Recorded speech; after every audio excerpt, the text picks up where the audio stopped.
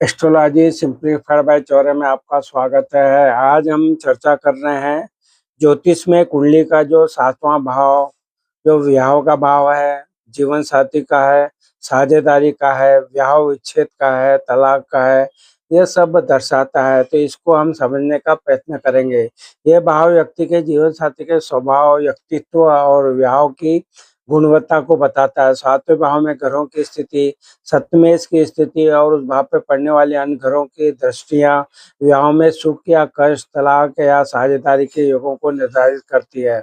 7वें भाव का अर्थ है और प्रभाव के बारे में बात करें तो जीवन साथी का स्वरूप के बारे में बात कर लेते हैं। यह भाव बताता है कि आपको कैसा जीवन साथी मिलेगा, उनके गुण, रूप, रंग और व्यक्तित्व कैसा होगा।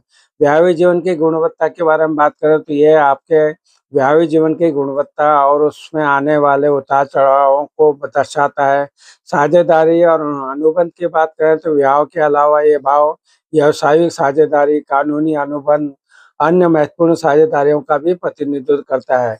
विवाह विच्छेद या तलाक के बारे में बात करें तो 7वें भाव में अशुभ ग्रहों की स्थिति या सप्तमेश की कमजोर स्थिति तलाक या अलगाव के योग बना सकती है। ग्रहों के प्रभाव के बारे में बात करें तो शुभ ग्रह, अगर शुक्र की बात करें तो यदि कुंडली में शुक्र अच्छा हो तो सप्तम भाव में स्थित हो तो आप जातक को सुंदर और गुणवान जीवन साथी मिलता है।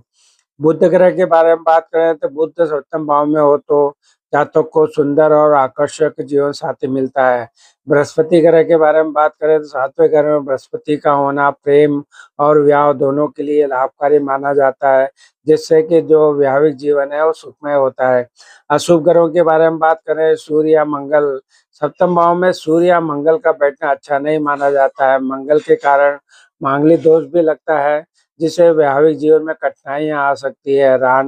राहु और शनि के बारे में बात करें तो 7वें भाव में राहु या शनि की स्थिति शादी में औसत से लेकर परेशानियां यहाँ तक कि तलाक की स्थिति भी बना सकती है। केतु के बारे में बात करें तो सप्तम भाव में केतु होने से वैवाहिक जीवन में कठिनाइयां आ सकती है, खासकर साथी के स्वास्थ्य को लेकर।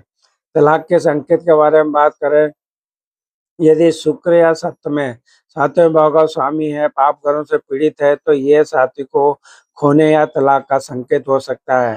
7वें भाव को प्रभावित करने वाले अशुभ ग्रहों की महादशा अंतर्दशा के दौरान विवाह में समस्या या तलाक हो सकता है। केवल एक भाव देखकर विवाह का या तलाक का निष्कर्ष नहीं निकलता है।